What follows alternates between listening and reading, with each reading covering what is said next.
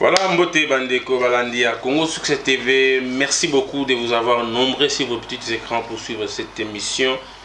Aujourd'hui, votre humble serviteur, Maître Donnant, Nakatia Congo Sukisa, Naebongo na émission Mapinga, et pas yoap na baki émission Mapinga, ezali, et sika tokobeta masolo ya armée na biso, est-ce que armée na biso, to banana na face, est-ce que ezalaka ko protéger peuple toté, est-ce que kokaki mission na ngototé, est-ce que FARDC lelo ezoko kisa mission na ngototé, nde tolobaki masolo na kati ya émission Mapinga, tokobanda koyamba Mapinga, ndenge bomonaki mbala liboso to yambaki ndeko na biso komanda Emma.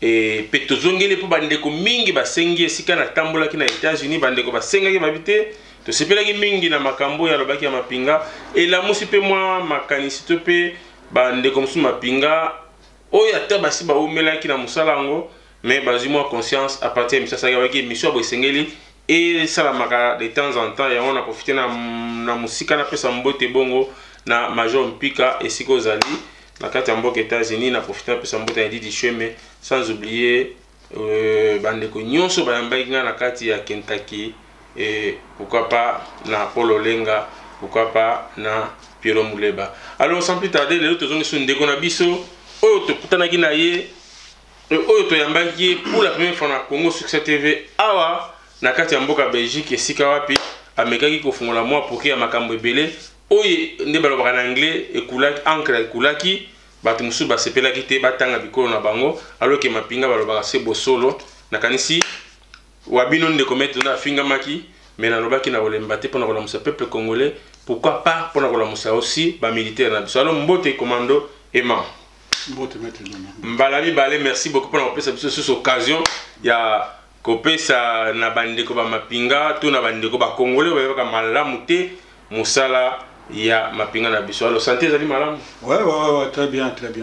Merci beaucoup na santé amana pour modelo pesinga mbote na oki penza keza ya Mapinga solo na ki loboko esalinga mwa mingai mais ça va alors ndeko Emma commando lelo toye tozongelo susu merci beaucoup na mpona ko accepter invitation na biso o meka ko yebisa biso na totala siko likambo etali armée na biso congolaise tozo comprendre te ba grade lelo na armée congolaise. Et comme il kilo le cabo ici tout bas colonel plein bas généraux sans fonction paye et belé alors tu n'es pas les loyaux tout bas dans le colo pour te quitter général pendant général pour bas généraux bah comme il est plein à plein nous sommes au Québec à 23 ans à cause de la général na minute na Congo est-ce que yo mutebi pendant ma solo ya grade ya armée zoata na yo expliquer bisonano pour comme général il faut un âge ni critère ni il faut comme général au cours la mopeka bopo olekaki baki ozongi bala moko ba koleo grade général pour kendaki na c'est pas moi la c'est expliquer dans biso pour comme général qu'est-ce qu'il faut faire et puis na âge ni cause général. Ouais, merci Maître Donnant mutuna na otuni. En fait, je crois que vous avez vraiment la côté en profondeur té pour les instructions militaires té ils avaient mis tout ça pour na conscientiser surtout ngai mission to ça na yo les menaces encore mingi pour conscientiser baninga na so militaire na militaire oyo bazana kati ya désordre lelo o ba ebiron na bangote o ba mboka mais baza bandeko ouais alors to banda avant monter comme général je crois que officier militaire ezali mutu oyo asali donc e bandi na kolo baneti na armée bandi na grade ya sous-lieutenant donc officier militaire a bandi na grade il y a sous-lieutenant donc sous-lieutenant début à grade il y a officier donc ezali grade oyo selon carrière ya mutu ayoko franchir en sorte de carrière ayoko franchir l'étape belé ya ba grade pour tia comme général parce que besoin ba sous-officier pour appeler ba officier ouais sous-officier ezali ba grade oyo ezali entre troupes na officier. OK. Ils ont la catégorie de grade entre troupes, soldats de rang, na officier. Officier, bah, officier subalterne, donc sous-lieutenant, premier lieutenant et puis capitaine. Donc, c'est quoi entre troupes, na sous-lieutenant, na bah, catégorie de lieutenant, na, tous en a sous-officier. Voilà. Alors, ceux qui ont commis sous-officier, a commis officier. Donc, selon carrière et évolution, il y a la carrière militaire, carrière naïende, a eu comme petit général. Mais ce n'est pas kaka mutuboye. Il faut dans la maîtrise, il y a art, commandement, il y a armée. On est déjà dans 4 tant que sous-lieutenant, donc dans la maîtrise, il y a commandement. Alors commandement doit dépendre de ce qu'on a capacité à nombre à troupes, il y a battu, il y a PC armée, PC à disposition là. Donc officier ça va catégorie belé.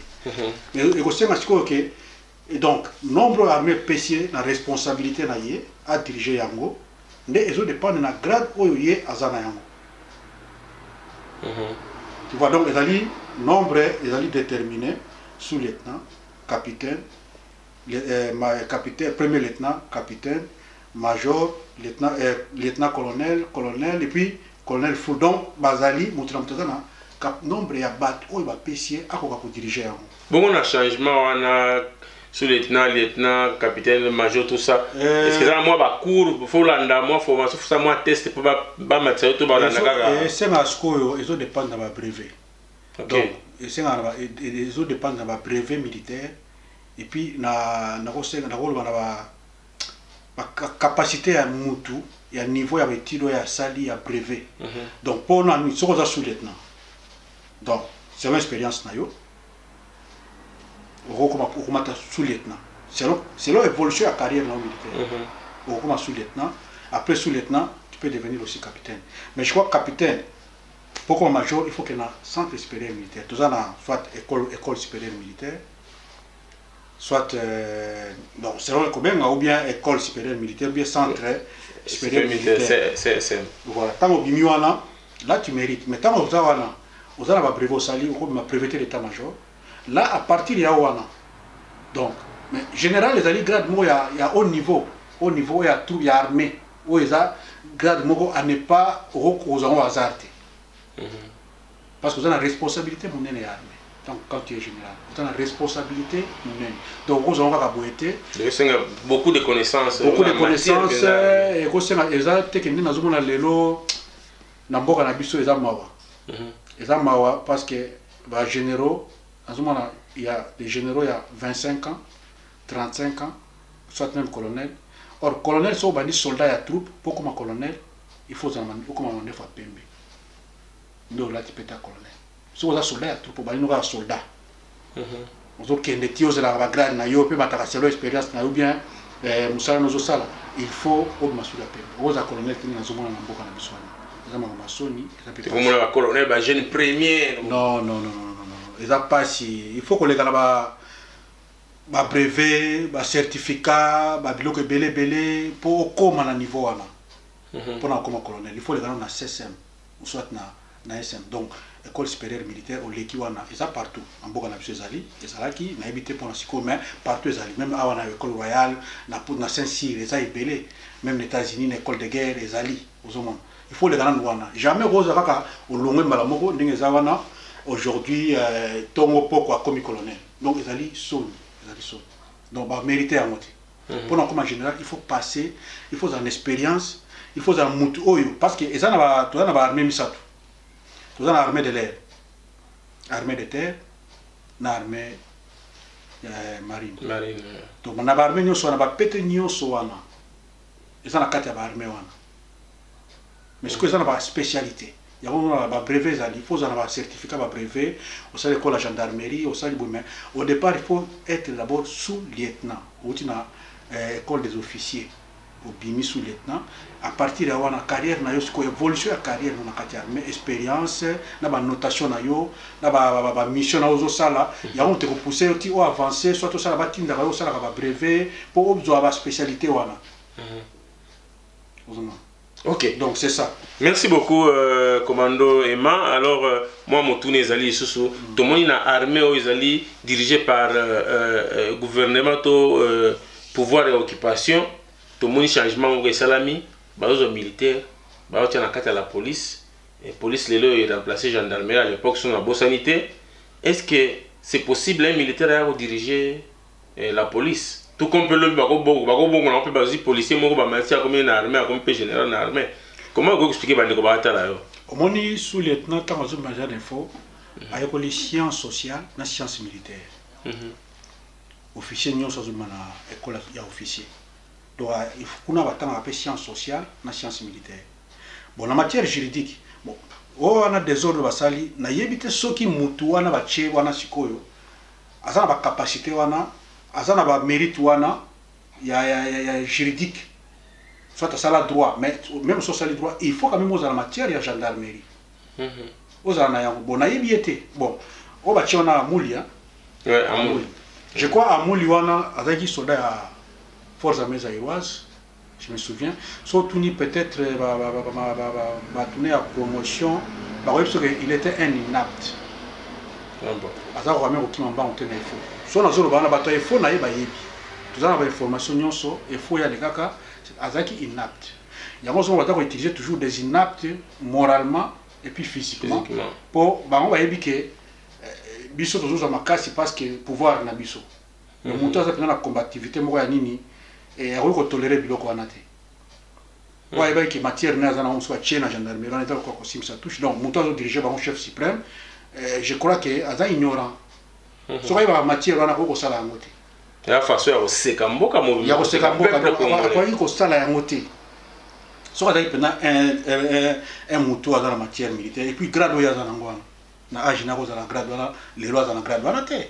Na armée nyonso ya monde avant 45 ans mutakoza la généralité na quelle armée na tani ni asa na armée pour comme un général avant 45 ans moni bakanya ma comme ba général ba te belé donc grade en ndenge to beta masolo. Alors merci beaucoup commando Emma bande konazo rappeler bien que tu dans émission la bino ya mapinga oyo ezali conçu et réalisé par votre humble serviteur maître Dona associé à ko éveiller armée na biso na souci ko ve bano ba ulinga ba bazo nzela wana ya mapinga baza na moi matière muke na banzela ya bilinde to za kote aboye. Alors ezali bon commando et ma pour la deuxième fois to yambie sous na Congo sous ça lobi to yamba pende ko mususu bande ko mingi pe benga ki bangi baleka pour ba expliquer to trouver ka ba solution malgré baza musika pour baleka bater toujours ba soda na biso surtout na bana oyo ata yo kolobaki o ba ex phase bosi bosi la bokoli mais toza na Congo ya lobby bano ya biso baza na posa ba sala mboka na ndenga armée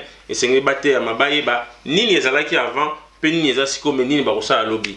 Alors voilà tozo ko ba émission na biso na commando Emma motuna mususu ezali wa commando Emma est-ce que mais là si ça au moni pour na koma pour franchir na roba supposons franchir neti donc bit ya école supérieure ou centre supérieur et ça on peut ça donc on peut ça officier ayeba bit ya koyeba ko commander quoi donc ezali ko préparer tu vois pas préparer pour un commandement à cause année à haute mais soit qu'il y a centre supérieur ils ont préparation il y a un officier supérieur à comment ayeba ko commander ayeba ya ngoni bit ya centre wana il faut le kawana pour comme colonel. OK. Bon. Alors on sauter jamais des sous-lieutenant directement général ça son ni ba mission wana éviter soit ça la carrière militaire wapi azaki général on a yebi ako ko mériter muke eza mayala. Tu vois mayala quoi qu'il sali ba biloko wana ba nguna ya Congo et puis abimi na très à trahir mboka na mais mayala aza muto to tagina na unité moko. OK. Mayala o ba bien ngachina mayala wana ngala ba itama tagi sous-lieutenant. Donc tu connais même dans l'opération mingi na moba wana avec na seta so tali film ya Mobutu ya mi ba soldat na oya ba soldat chef de délégation c'était Mayala délégation à 31 brigade ouais kendaki soldat moka le kazolo ba voilà soldat na biso opérateur je connais c'était na mi ya promotion avec opérateur na biso ba pour que moi ba que nous défendre pe na 31 il y a qui chef de délégation Mayala wana mais à l'époque elle a qui sous il premier lieutenant je crois. Et puis bon, trahison na bandi l'autre. Je crois que tout le monde a la guerre en Moba. Ba yebi bakamunoko na ya salaka ye, atindaka na zamba na punition pour la trahison. Noko ne ay colonel Badianga. Donc noko na zaipe na 31e brigade, ay commandant opération na chaka na atindaka pour la trahison. Donc c'est moni basala qui c'est comme si basala choix moko, il y avait phase moko bazaki ba traître toujours ba yebaki bango. Il y a un monde bazaki toujours dans la fonction tilelo. Parce qu'on peut sauver Mbokate, maintenant le civisme va bosser yake quand aux hommes militaires aux hommes pour la ligne parce que aux hommes un officier supérieur aux hommes on a l'air unique makamo salama armée cause à la brute traduit à l'image ça côté donc à part Mayal n'a pas Bombele aussi il connaît bombele babeta ngala masasi babeta biso masasi na moba na premier na lac Tanganyika ayebi na zolo ba akoma le général donc aza moto opéré na ye ce sont des militaires moba redoutables mais na yebité ba komi faible bazomona na peuple ninga zokufa to kana na guerre moba pona osala c'était pour défendre le peuple pour défendre le peuple mais tout ça na ye on a combattu na le général Bombele waza sikoyo na Congo aza officier aza général. Donc, comment tu as moba? Mais commando, mais je peux oser l'accélérer, sauf que chaque peu mouton belé pour la générale, oser vivre bien. Pourquoi vous préférez faire le nord? D'accord, mon conviction, moutou, nationalisme à botamana. Tant on a le qui gêne la armée, ils ont qui na sentiment. Tu vois, militaire, ils ont le mot ils ont inspiré, ils ont le mot yelio qui est au salaire armé, et puis ils ont habité. Bateau va salaire armé na aventure, mingi va kufa. Akenek pona bit ya koyiba konyokola koboma mingi baza so invité tout ce qui n'est pas dit ba jeune mais kozonga kana comme général et après obomisi bande ko pamba et après le général Kanyamaza wana et puis nazo pisa o za conseil nazo pesa militaire wa ko en place biso sali ba na sali ba formation belea to lo bagi muke mais to ko comme ça Mobutu a sala qui a formé ba soldat belé o bala ba ke armée à Zaïre ou bien forces armées zaïroises za qui nil oui pour na bango mais Mobutu a formé les militaires et puis va témoigner ça dans Mboka Bapaya c'est quand les gars donc dans un peu ça vraiment conseil que mukolo oyo tant que peuple a silikaka ba officier bango bazomona wana officier a préparé ba départ na bango officier nous suis armé a préparé toujours au cas où tant que moni situation ndenge zo kendeke eza ba osala mabe baza conscient que non ce que bébé na osala parce que ba yi bango mais bango ba soldat wana ya troupe ou ba osala la bango musala ba okende wapi ikomaka peuple azokata soldat bozo mona tout mona na ba bangi tout mona na ba Tchad donc soldat si la makasi parce que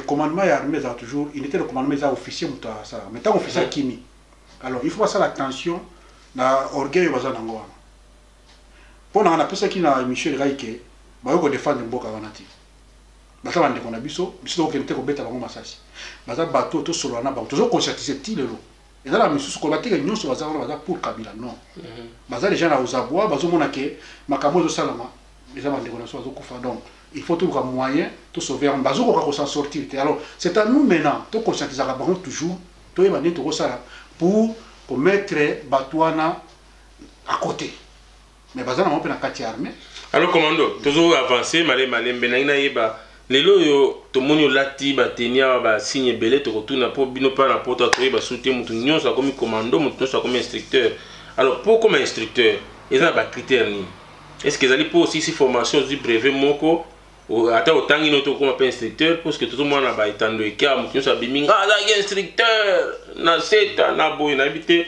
critères ni pour aller comme instructeur cours et instructeur, ils ont dépendre. Instructeur, ils ont besoin de instruction. Ils ont la maîtrise de la matière, la pédagogique. Donc, il faut que maîtriser la bateau, matière aux anangos. Le niveau intellectuel est peu nécessaire. Voilà, il faut avoir un bagage. Donc, ils ont moins et puis la connaissance. Ils ont maîtriser la matière, pose à prévu à l'instructeur. Je crois que pour notre commando, entraînement commando, il a pas si que comme instructeur commando.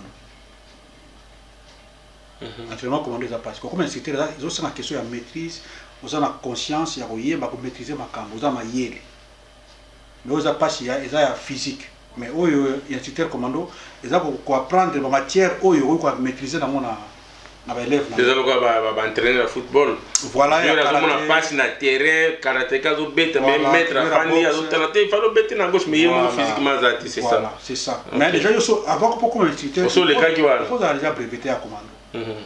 Alors tout le monde a biloko wana. Ah, il faut la breveter d'abord. Il faut la commando, il faut la breveter commando. Ko keneka teke le ngwe beaucoup mieux. Non. Il faut un secret à commando. Avant que ça soit matière wana pour comme instructeur commando. Alors tout ngai ba biloko na lati oyo. Nazo ya nano to comprendre que il faut poser un instructeur pour que tout le monde na ba lembisi biso na ba militaire na ba YouTube surtout que lenga na mona ba militaire ngana zalaki commando instructeur tout le monde est instructeur no mauvais abimaki hein il y a un instructeur, mais instructeur n'est pas Bimaki. Alors, on a besoin le commando, avec instructeur Nayo, pour y avoir le bac à mon habilité. Il y a une toute question ce qui. Moi, je suis un mutazo le balbaming. Bah tout le nez est à la comme. Alors tout le nez est à la vending. Tout le nez est comme ça, mon top ma biloba le baka. Parce que à aux maîtrise, à la colobanica. Moi, bah tout le nez. Tant aux autres, il y a un moment où on a monté pété. Mouton a soit à l'obité, on a quoi malade. Il faut le voir n'importe quoi à l'obanaï. Bon, tant on le chéri le commando, chéri le commando bozoyo kawana. Chéri le commando de master na biso. Ah mais bozo na te oyote. O bino mona na vidéo te. Non na zo moni papa. Te mais chéri le commando to yebi eza ndeko na biso pas de yene mutu chéri le commando. Ba bwa ki pe na banzembo tout ça. Ouais, o moni koloba mingi eza buyuma. Hein? Koloba mingi eza buyuma.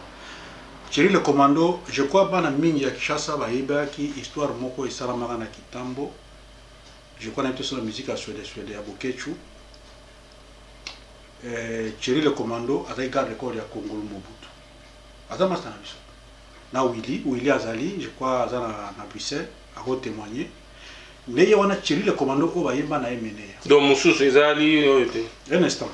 Emene a Yemba na contexte ni. Je crois que Chiko Sifa Yeba. Emene a un problème. Attends, parce que c'est pour moi. Chéri Mouta a introduit ça. Dossier n'est pas Congo. Congo la solo est mené à dossier. Congo bana kancha chinyoso. Congo comme on est béa. Azai mububa. Aïe moi la soda. Yé muta sala crime passionnel. Abomaka moi sinaye.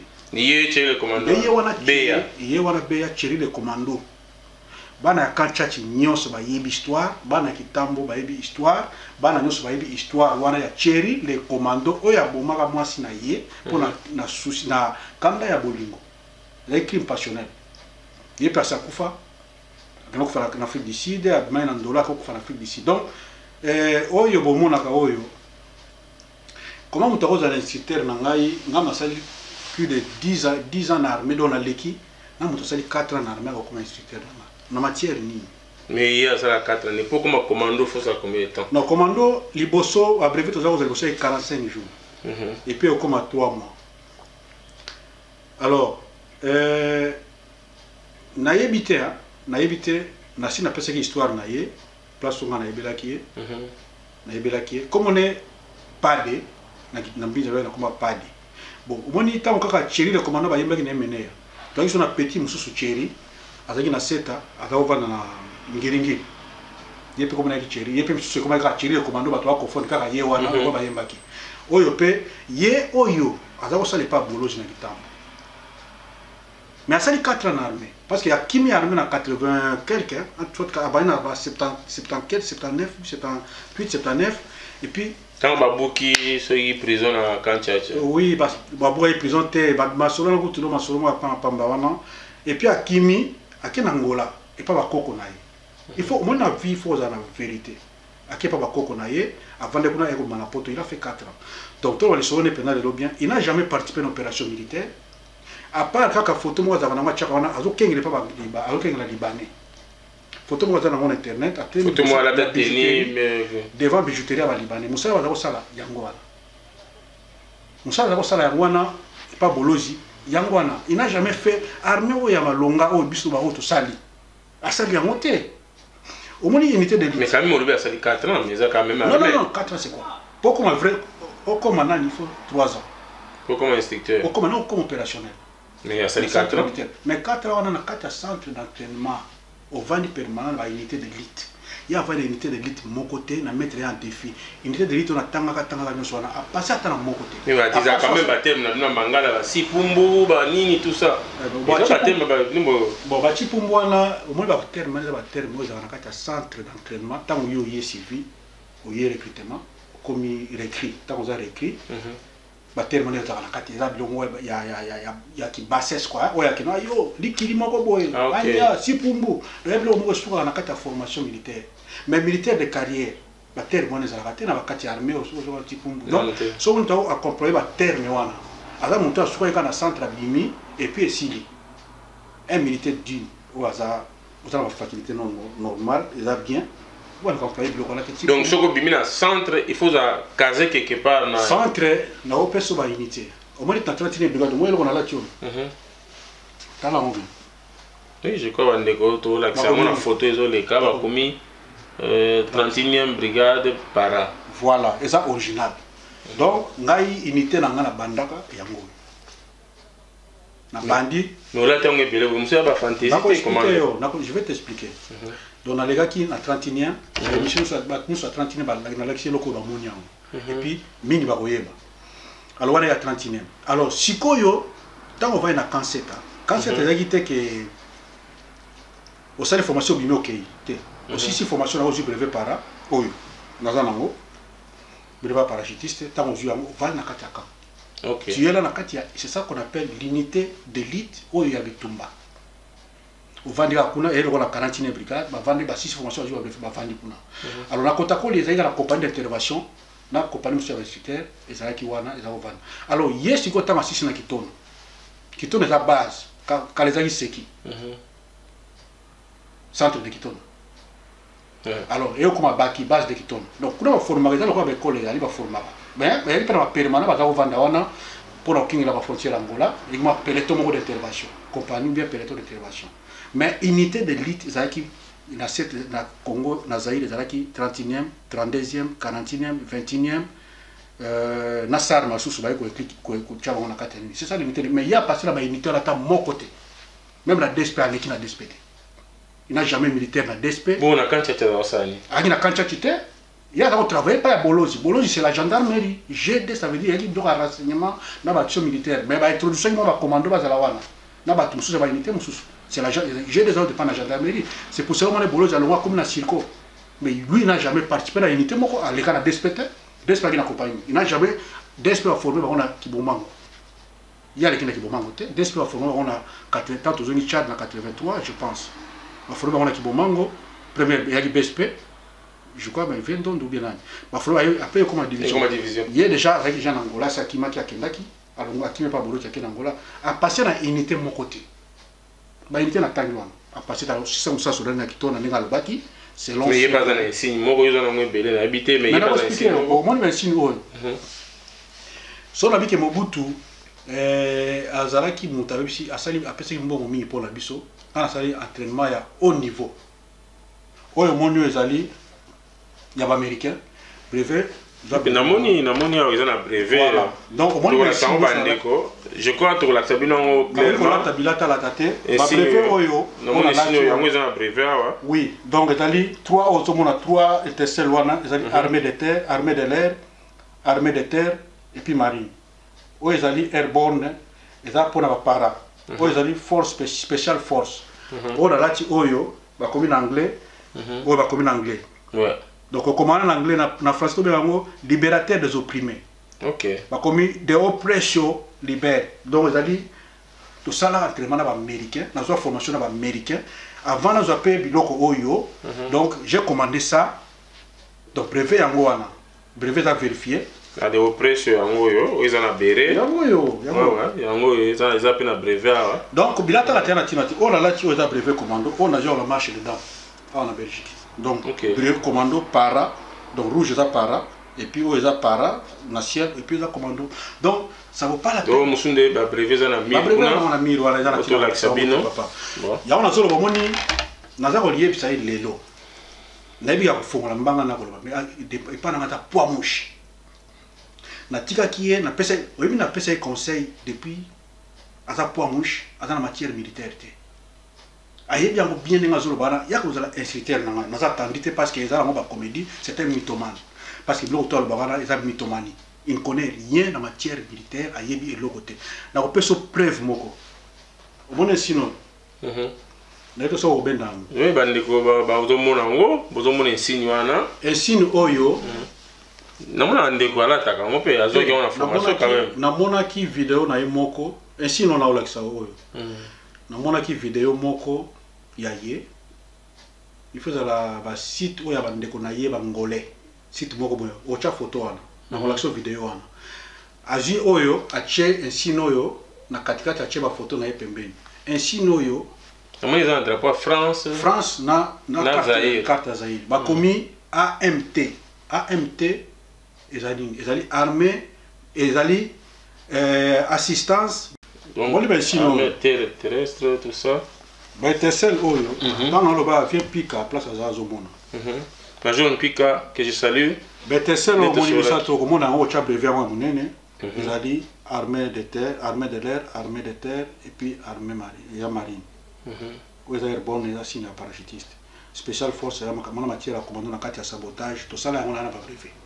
Tout ça, là, tout ça, qui a 31 brigades, mais les mains, on va gagner pour ça, là, Bazali, Bayebani, on va témoigner, où ils ont parlé. Donc, Airborne, on peut avoir. Voilà. 5e spécial force groupe. 5e groupe spécial force. Groupe. Ok. Voilà. Donc on a lesquels on a vu brevet on a. Les gens qui ont beaucoup. Commandant il y a Koufa. Oui. Voilà. Comme on est à moi. Tout ça. Donc depuis 87, le 29 avril. Voilà. Nazoya on a zanga mbote to za na seta to za ki na moto zo yango. On va ça la spécialité on. Alors naza ko epse lelo. On a un sino. La droite est le sino. Un sino est dans la carte. On peut bien la carte en France. Et puis dans la carte à Zaïre. Donc, vous avez assistance militaire technique. Donc, AMT. AMT. Tout le monde a un site. Voilà, comme non, ça va, mais ça breveté. Et ça peut bissoter, et ça va français, qui n'ont pas la saquer. Armée française, va assister à Zaïroa. Donc, on a des droits. Ils ont bissoté, ils ont brevet mon côté. C'est des aguets à Bango français. Mais après, Kabela qui a tout le monde. Tu as vu, tu vis. Les aguets qui ont un cadre de la collation, tout. Non. Ils ont formation. Bango, il y a qui bissoté, c'est quoi?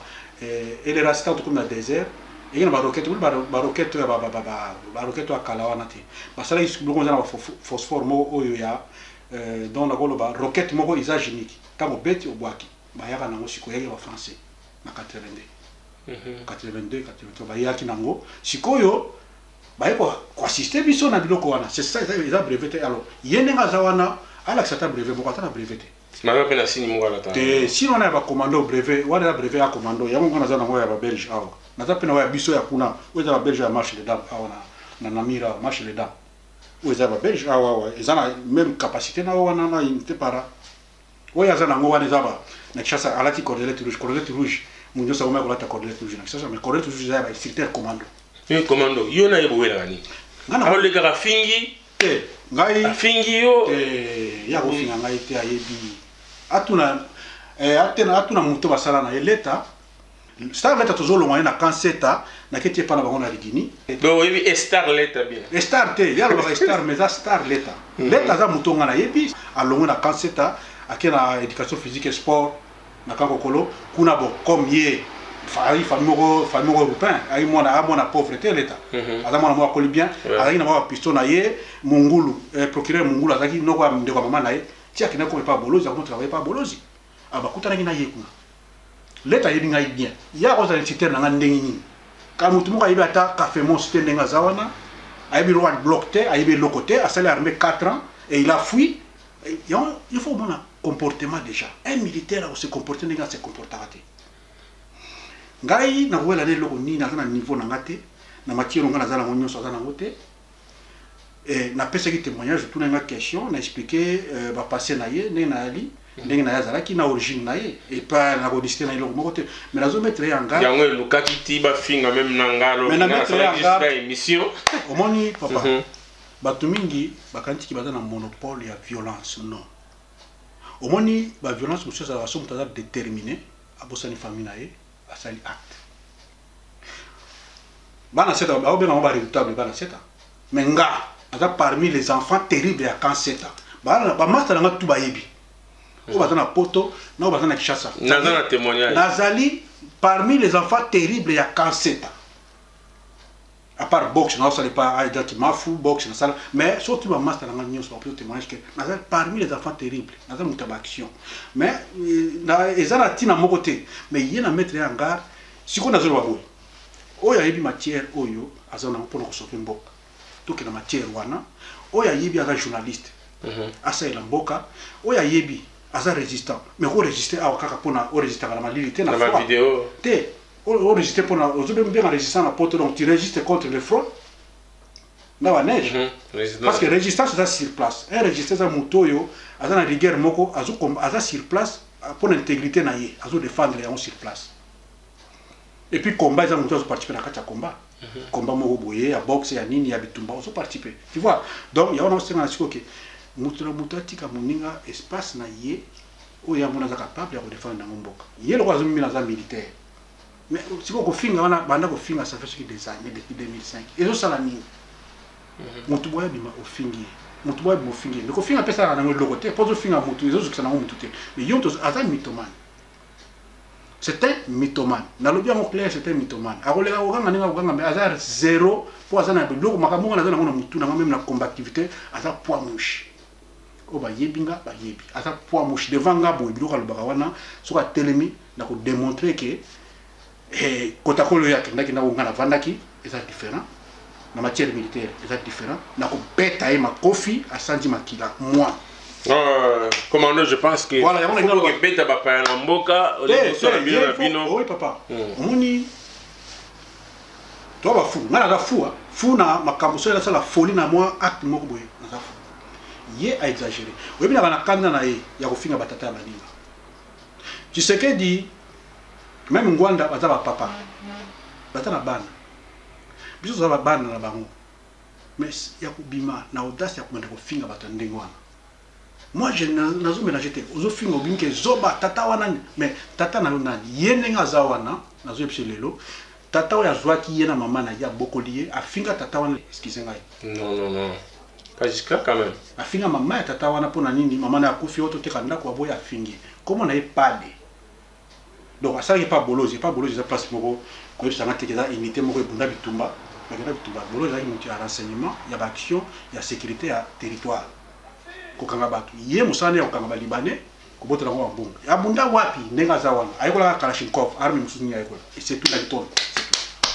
Vraiment merci beaucoup commando Toko Tikalaka Kawanate, c'était vraiment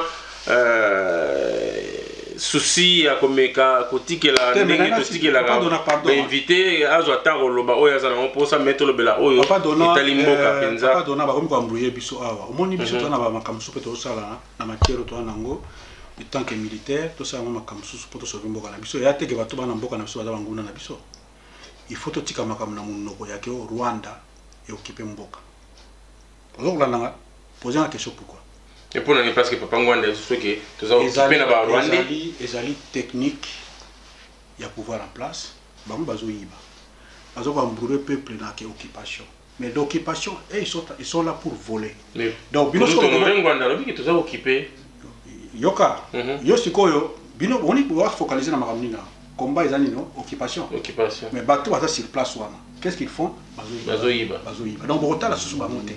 Mais pour Nanga, Batou ya attaquer, c'est pas des Rwandais pour l'instant, c'est tous les collaborateurs. Mende, tous ces gens-là. Boshab, Boshab, Bande va accompagner. Nous avons pu avoir vertement que Bino Bogo Yoka Kaka, ceux qui va acter net à Libéria et Bandi. Dès temps Bogo Yoka, nous avons un politique on a tout. Sauf que le peuple congolais, si je tire le peuple, vous avez le roi Banyama. Bino, et comment on a que Bogo Yoka Kaka. Soki makambo ya libéré na Sierra Leone et bandé di bino pas guerre mais bandé di bino bola muki na tongo keno famille na yo babomi yo moyo kota na bureau ya te babomi yo c'est ça boko yoka parce que bozo ka te kolela ya peuple donc bozo ka na bino te donc yoka na bino so comme ya ba niveau wana ya wana zo bake to na tina ba take bande kono so wana mboka te militaire ba ko nyosto solana ba misusu baza porter baza compter mais il y a quelques-uns où baza ba naïf lokola ba oyo oya gama ka finga ba to na Danemark. Chez les commandants. T'es comme les padés. Donc là, il y a fin à battre. Et là, il peut ça idée à bien à battre pour nous libérer beaucoup. Mais il y a aussi fin à battre, fin à battre. Et là, comment on l'a exacté. Nous tu vois les, à fin à battre journaliste pour qui chasse. La dernière fois, fin à Caneli tout ça. Et les aides le battre, ngabu tout le battre. Donc comme il y a un élève ça va me boire que monopole et violence, surtout dans Porto Awa, ils ont montré tout. Botika bilo ya kokandela ko beta wana eza na sens te parce que na moni bazo kandela ba journaliste ba sali boy mais bango ba yepo sa musana ba to ba lobi ke pourquoi ba kanga ba na chata te mais biso za ka ba bato moto na mutu e vanda to landa ka ba intervention na bango nana yoka bango bazo finga kabila te nana yoka bango bazo finga Tshisekedi te non non ka bango bazo finga ba politique te basala ba analyse politique bazako ko dévoiler ko critiquer politiquement makambo ya mabe o bazo sala politiquement mais bon quand on va tenir pourquoi non non ka pas ba finga ba tout les trois là Mike Mkebai Daniel Safou Tambo Eliezer Tambwena ba misusu na no kate ke mo ka bimia zo finga ndeki ba misusu ba finga ka awa hotel zo finga mama mat ozo finga Tshisekedi ozo finga Ngwanda ozo finga Boye ozo finga donc ozo ko finga wana za politique de société alors so kitina kishate faut bakanga yo mais bango baza sur place bazane ko loba politique c'est ça la politique politique ko kan to vivre kana poto au moins la muto atena vina zo critiquer roi na zo finga te abi a bas le royaume mais affinité ba kangaye arrestation administrative batike c'est ça il faut ça la manambo ko kuna Mike Mkebai les états na mona passe ba finga raté wa ko kangela bango na sens ni parce que nyoso walobaka wana eza biloko moko eza na kati ya socio-politique ba dévoilaka ba critiquaka baso derkotiquer ba makambo nyoso wana baso saïda yango mais ko arrêter batande wana pourquoi oh non pourquoi bakanga bango te ba kanga bango basali ba finga mutu te. Alors comment notre zongela na wana likambo ya likambo eta pe komba na makambo ya mutu mais tozonga na kati ya Congo na masoda ba soda leo tomoni Kanambe ake kolongola ba soda nyonso Angola formaki na Baki atindi bango na est azui ya est atindi na kati ya Baki. Alors tozo ka pe na mpanzi kuna ya Angola Kabinda moi mbutu yali ezoyeba na malamu te.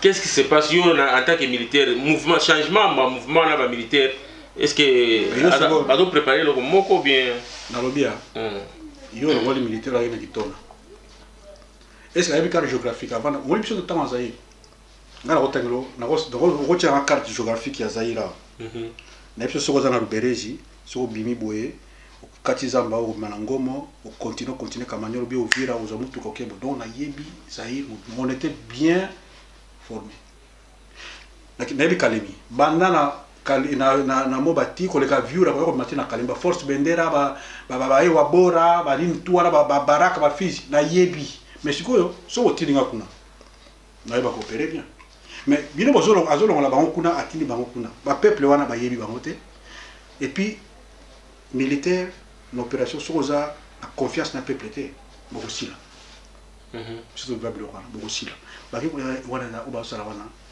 eza lokola batio nyembe na kingo batio clé ozo wasuko pe mate okomo lukalo kupata et loko moko ezate nem sa tire ba mercenaire mercenaire ba osalani wana za ba intimidation ezali ba intimidation manda na isilaki ayoka na biso ba politique biso ba militaire to la kata peuple manda na isexili atika akende parce que oyo zo sala déjà azomona ke obandeko osali boye ba bazotika te obomi ba bazotika te osali boye bato baotika te osali manevre bato baotika te mais sikoyo est-ce que ozo réfléchir te ke okosuka ndenge nini mais tozomona moi mouvement mo pe la clarté entre bande ka Kabinda ba réclame ka baza paix libre lokwa ba pays mususu entre Angola na Congo ba enlèvement mo ko salama entre ba officier mususu mais sikoyo ya tolo ba boyo moni wala to kesona kata géopolitique na géopolitique eza question ya pays carte géographique à pays na la coopération militaire et puis na nani bato baza ki diba na likambo Kabinda Kabinda bato ba o bazo bien ba rebelle ya Kabinda wana pona ba flek wana ata ba rebelle te baza militaire bien formé faut faire attention et puis so tali pe Kabinda bien Kabinda za na Angola te Kabinda za na kata kute bana commandant ba moko kombo na ye soki sobriqué Mobutu Sese Seko Kukubwenu na moni na vidéo na bango azomi pesa kombo wana mon cher omoni civisme oyo il fallait kotangisa bato ngana lobaka ke soki pouvoir ya bien zali bakotina neti yo boye oza kasayen baforme yo okei oza intellectuel okena kasai ozwi bapaysan nyonso tu bani koteya bango carte géographique ya Zaïre ya Congo olibo omoni awa soko olongwa okomi na mboka wana kuna ezaka mboka na yo soko ki baye kozwa yo okena défendre kuna il faut que donc biloko wana il faut ça na Zaïre mobimba parce que bato profiter na paysan za ignorant ayebe lo kotela ya za masasi comme bato na babenga maso bakadogo wana bana mura boza masasi boza baboti na mbula to no benga na Mobutu mais bazali na civisme te oyeba ke Mobutu amaza nani kuna na base Zaïre eza mboka nini eza mboka nango be territoire mususu faut le savoir. Ça la rencontre. Alors il faut qu'il y ait comme Kabinda. Kabinda, c'est une indépendance là-bas. C'est leur pays, c'est terre là-bas. Et puis ce sont des Congolais. Kabinda officiellement. Donc là-bas, officiellement on a Keo et Angola, ce n'est pas l'Angola. Naturellement c'est Angola. Kabinda est allé zolo ya et c'est quand Congo peut mettre dans l'océan. Et ça Congo, Zaïre. Mais Congo Brazzaville pèse à peine en Gambe, donc à peine en Mupanzi. Mais tant que bien Congo, ils ont Angola. Donc ce qu'il faut aussi l'attention au Bazawana. Ce ne sont pas des civils. Dans la zone bango, naïbi master Moussou Soupé, qui n'a pas inventé qu'on a 32e brigade, ils ont militaire tout fait. Ils ont un cadre militaire, ils ont un officier, ils ont une formation à longue, ils ont continué à encadrer les jeunes, ils ont une formation militaire. Quand ils ont na Zaïre tant il fallait bâtir un officier militaire au Bazaki à Zaïre pour réformer le petit Moussou. Pour toi qui n'a pas cadre, les Congo en Zambo ya kolate que non Zaïre on a cause bangolais ba reformer na Zaïre ça sonne ne ba auto sala cause ba sonne ba que na Tanzanie ça sonne toi qui n'a pas cadre oh il va former ba même ba armée zo fonctionner ba Tchad ba cadre ba auto na Zaïre aux former na Mauritanie ba auto na CSN na centre supérieur militaire oh ils ont continué depuis des années que ba cadre ba zo léguer intelligence voilà. Donc ça sonne donc Kabinda il faut batailler il faut ba ça va peuple Afrique wana du Kabinda Kabinda a besoin d'indépendance na bango c'est leur pays. Bana droit mabela ba koko na bango bazo revendiquer ba mibali po ba na ko revendiquer depuis so bazo l'acheter ce que ça ko na bango. Merci beaucoup Joka Bandeko tout besoin kolanda biso na Congo Succès TV www.congosuccèstv.com autre besoin de na CSTV canal 130 décodeur CPLA TV bokolimi c'est biso balandi na biso alelo tous un peu na problème côté technique bokoyo ka son peut-être les ana moi makele c'est parce que moi micro na biso les pèse sur moi matata yango tozo ko kapé des songi to tchaka quand tu payes pas loin biso plutôt na posa matériel ya solo po musala oyo bozelaka d'information tout ça la malamu so bino bosungi biso te bozela lobi banani basomba biso bamende bakanambe baboshab te wana bakokate po bazana temps pe na temps ya kosalela bango te na na temps ya kosalela peuple congolais alors yango na to senga aide to yoka sonité ata ofingi ngai finga na menga na ote ya peuple congolais musa ezo ke liboso commando to komi kokende vers la fin ya élément na biso na yebité selon ndenge ozomona politique ya mboka na biso makambo eleki ebele tomoni à l'époque tomoni papa na biso kizenga la kaka biso bato mikuse bakobima tozela na Kinshasa na toza kosatana to mikuse bakobima mbuta okima mbangu tomona bango te c'est comme si soit ils ont se répéter lelo tomoni ba histoire bakamwe na sapo bimi lelo tomoni ba papa ne mona semi bandika na yebité soki kanamba buka ki banzete nyonso ya bandika na kin ndika bombe tozela ki kanamba kende tozela ba rwande bakufite lelo yo toyokaki pe IDPS aza kolekite bakamwe na sapo confusion totale. Est-ce que IDPS, est-ce que Ndika bombe, confusion totale. Mais en tant que militaire, pour la construction de la Souka, ce qui est comme ça, tu tires le moins 5 minutes, tu tires une lecture en tant que militaire, moi, je ne peux pas en même temps, au peu de la mboka, au yoko ça la makambo. Je crois que on a une sous na talango tout ba comédien pamba na talango te. Ngai naza wa conscience na nazo ngai pour na conscientiser ba militaire. On va avancer tout ça, on a subi on va civil, moi je suis politique, je suis militaire. Mais nga vision na ngeza nazo mona libanda nature. Nazo mona libanda nature. Donc on a vol d'oiseau, nazo mona mboka na vol d'oiseau. Je vois toujours structure militaire. Donc nazo conscientiser les soldats. Baïba pourquoi on militaire pour sauver la population, pour sauver le pays, pour sauver la patrie. Donc il y a un peu de bit na ngwana et puis tu as musto sur la bango. Mais je crois que bateau va rouler à Karasomba comme on libéré ça là, paix au salam. Ce va continuer.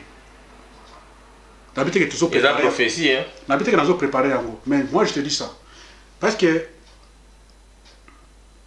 ceux qui va s'entêter.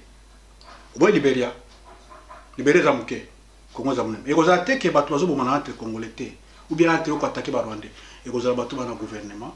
Nous sommes au monde bolumu na bango na vidéo. So bazo yokate. So il se croit toujours l'écolo. Papa, on a une expérience. On a une Tchad.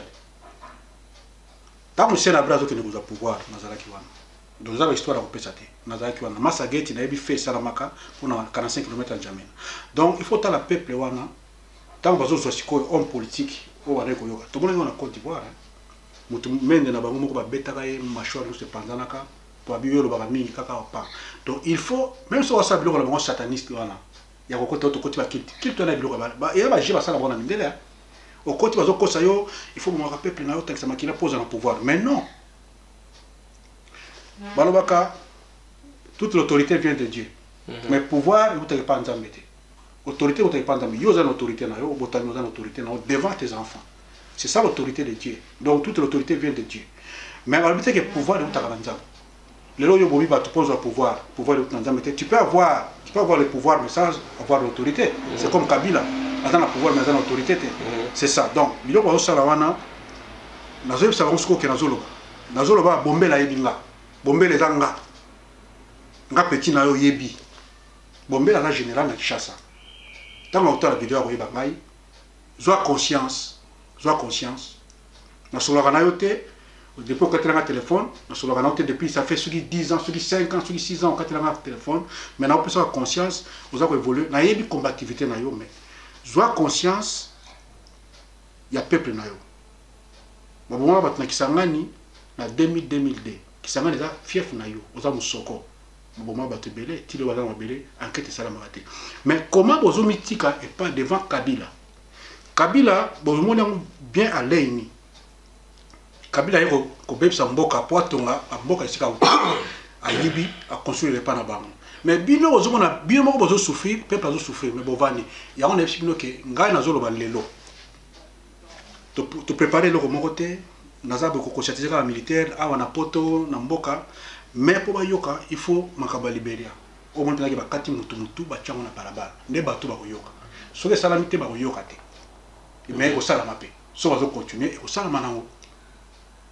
Si on va continuer et salama parce que bani ko yokate peuple lo ba bolingité bo bongisa bozo bongisa ti bo longwa ba tout so ko ta bosa bolingité mais au juste bolingi ni bo service social à peuple bozo sala ngote bo longwa manana ne silika si boko kité bolingité mais au juste est-ce qu'on peut faire une solution bolingi ni pour pas toi vivre bien rien donc il faut situation Libéria na Sierra Leone et sala mona mboka wana makambo Samuel doit salaka il faut salama ne bato ba ko yo so salamité ba ko yokate question à attaquer au Rwandais banini ils ont comédie bango basala tout ça 80 millions armée négocie dans 300 millions bon ceux qui battent tout baza infiltré wana ba Rwandais bazawana hein bazawana soit disant militaire rwandais bazawana soit disant bazawana oyo ba rwandophone wana mais Rwanda baza combien de millions il y a pays il y a nombre là alors si 80 millions wana Kabila va y avoir mobile penza. Donc mobile na Congo on est à Kabila. Donc mobile au balu qui nzamba balu qui mobile. Donc le reste on a mobile. Teka Kabila de mobile. Papa donna. Oyebili comme ça ne bandeli penasuka. Tango na zolo ba awa eza ko satisfait ba soldat ba yeba ke soki mwelo ko mo salami eza bangonde ba lokata ma mituna balabala. Ba robeta ba banga na ba peuple o bango bazo nyokola wana o bango bazo boya ko sauver peuple mutano to bola bango ba misu ba généraux bango bazo kantake mo konza lobi ba ko kima le kanya malatu ba ko kima ezaka na ngonde ngwana partout to mona ngona Tchad na mona ngona Togo na mona ngo presque partout sikala leka ezaka bongo. Donc pour l'instant il faut pas avoir conscience wana. Il faut pas avoir conscience wana ba militaire to nier bango te quoi que ça qui va formation na bango na malonga te mais déjà bazar dans un corps d'armée bazar en armée bazar officier ti na soldat suka ba yeba et loko ni bazare douana sinon te e ko suka net Liberia quand la lobby lelo na préparer le côté na lobby le côté mais surtout bazo continuer e ko suka le Liberia que na ndako ba yokuta pena mutu bakata mutu alali ba mutu akati mutu te ba yokuta osoki nani boye azaka politique bakati mutu ba mutu akati mutu te ba famille na bango pe ba kofi et aux la trop tard batika mapeka likolo batika kotobola mapeka devant peuple batika biloko wana voilà on a gina wana parole ya sukande na on a petit oyo chéri na on a message suka la petit oyo chéri talanga bien na lo baraté déjà na zana kanda pona nini au finga batata ya baninga bato baleko na mbula jamais komona mutu moko ata malonga penza leka finga tata moninga au finga Tshisekedi il faut arrêter et donc bozo chawa na désordre quoi bozo déshonnêteté bato même Mais alors, il faut être large pour nos décisions dans la vie. Vous allez large, mais vous allez la fermeté dans vos décisions. Vous allez large, vous allez supporter ma cambou, vous allez mais tant que vous avez décision, vous allez fermer pour changer. Mais on a ok, ça bino botika la stratégie, on a le couteau pour embrouiller bateau. Quand on a le bateau, les journalistes baillé, autre que bêta baron. Il y a on a vu pe, on a finga raté, on a finga yoté, on a une théorie moko, où il y a un commando. Donc, yebake, si vous continuez, tu vas finir mal. Mais je sais que tu es mythomane. Vous avez la réponse non plus à le kuta ou conseil na nuke parce que le cas échappatoire moi le belati le wana bimisa comme zombo na ba site na ba zombo bozo saka na ba YouTube wana ko finga ka ba congolais pour bokota ba congolais musuna lo yenge ba site tout wana ba tcha ba biloko nona si ba site ba ya bino angolais oyo nyos bazo sala ba désordre na kati ya combat c'est vous des angolais banda bakanga bande ko na yeto 8 classe basuka te wana biloko mo pa ngala zo biloko mo ya likolo ba makamna le kuta wana c'est mythomane. Donc là comme ya Thierry wana comme on pas de Thierry a master na biso azai gare ko da Kungulu Mobutu na ba Willy Elliot azana Bruxelles ye muta kenda ko sauver mene ya memie pa Kungulu ikamo mene ya zara na wa sauver et mene ya bilo faut article ni article ya mbaka Thierry be ya mbaka de Thierry de commando c'était moi na wana ya Kanchachi wa bomaka mwasi na bana mbinza tout baebi c'est pas toi yo zaki na kitambo wana pas bolozi mission c'était quoi aller en vie ko kanga libanais aussi bon bongo ko kengela bango na bijouterie na bango na photo tchaka wana et tu n'as rien fait dans l'armée à Zaïre. Tu as fait 4 ans. Na défié unité moko na tangi osala ezate. Au moment pété au ganga ki non to beta champ to passer bango na champ de tir. To beta masasi ni yo beta Thierry. Fait nourrir pendant 48 heures yo ka moyo. Au quand même tous les fusiliers. Aux tous les fusiliers, aux autres commissaires zoloté fait nourrir bazo beta bino pendant 48 heures. Sur la poudre à TNT. Au kanisi maman na yo na tata na famille na yo. Aux ala kati ya libulu. Vous êtes sur aux zonga mobimba. Au viva biloko wanati. Alors, fais gaffe. Na kebisi yo. Au ganga na yo ko finga na yo. Mais Thierry, grâce à la zone déclassé yo. Na suki ndengwa. Merci beaucoup, vous avez plaisir, mais comme on a bien liboso ba écran la bien pour Rolanda. Élément oyoto entretien on de connexion commando.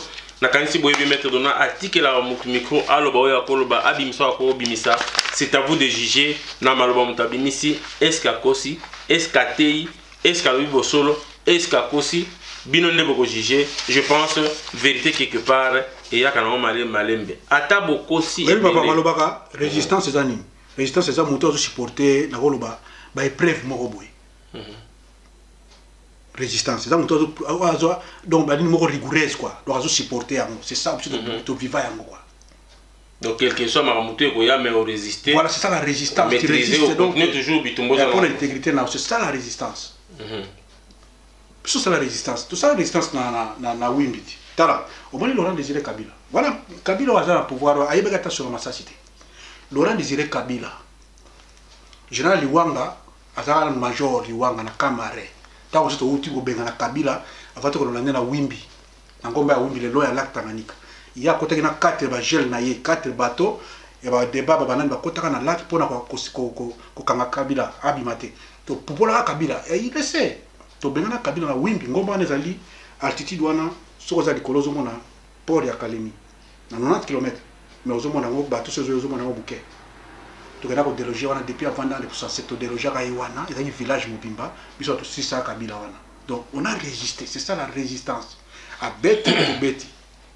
Résistance, c'est pas que non, donnant. On a résistant au bêta. Non? On a résistant. Je suis bêta, on a beau tika parce que bah guerrier to ali. Et puis bateau bah on va lela bitumba, basali. Bitumba même ya masasi, même ya makofi. Tous ali. Mais bitumba YouTube, t'es na Facebook. T'es YouTube aussi bitumba na YouTube ya kofinga bateau là. Kofinga bateau bani. Ya on a pesa moi qui conseille que surtout quand moi petit li chombe wana. Non. Petit Thierry. Petit Pade. Quand on a le bawa. Sur le gars na kotakoli hein. Ngaba tuna na vana kotakoli na tangi ngandi akufa. Na tangi Sony akufa ba inciter comme na tangi la bato na vie na bango.